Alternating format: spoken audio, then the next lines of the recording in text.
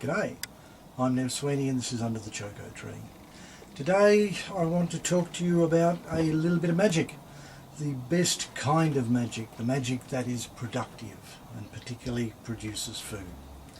At least it seems rather magical to me, because you can take something really simple like this plastic lunchbox and you can make a whole stack of food with it just by adding into it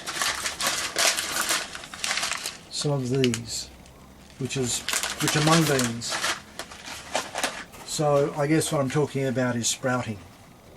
And if you take some of the mung beans, put them into your lunchbox, put some water in, soak them, and then rinse them a couple of times a day.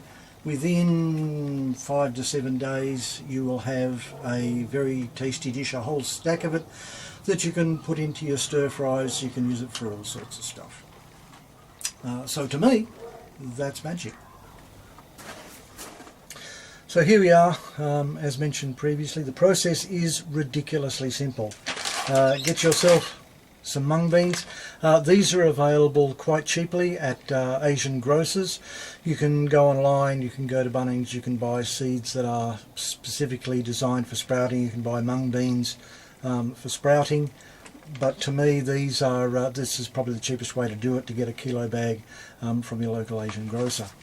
So you measure out very carefully about 2 tablespoons of mung beans. So you see, of course, as I try and show you, they roll away, but it's basically, you don't cover the bottom hardly at all. A couple of tablespoons works perfectly, and then put in a whole stack of water and soak them overnight. You can put the lid on if you want. Keeps the cat from drinking from it, which I think is a good thing, anything that I'm going to eat. And then we'll have a look in a little bit later in the process. It's been a couple of days since I soaked the seed. I've been shut up in here all that time, and you can see that they've absorbed the water, they've swollen up and started to germinate, and most of them, just about all of them, have started to produce sprout.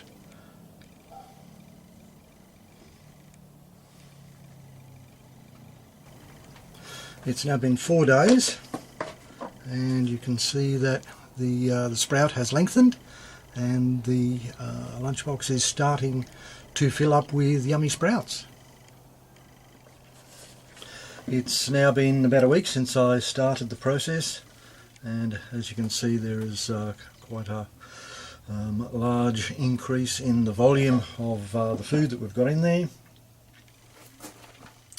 This is basically what we're looking at. You can see that the leaves are starting, as well as the root. Now, at which point you want to harvest them is up to you. I find this is not a bad point. Works pretty well for me in most of the recipes that we use them in.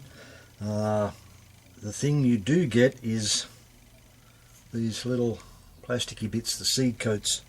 I say plasticky because that's what they feel like in your mouth. Don't ask how I know.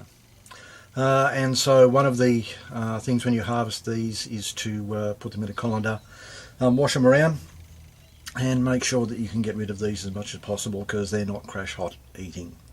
At this point you can then put it into a container, put it into the fridge, and start the whole process again. It's been pretty cool here recently, and we don't use a lot of supplementary heating in the house, so it's taken a week to get to this stage. But if it was warmer, like say spring or summer, you'd probably find it would get to this stage in 4 or 5 days instead of a week. So this process is proof that you don't need land to grow your own food. With this one, you don't even need light.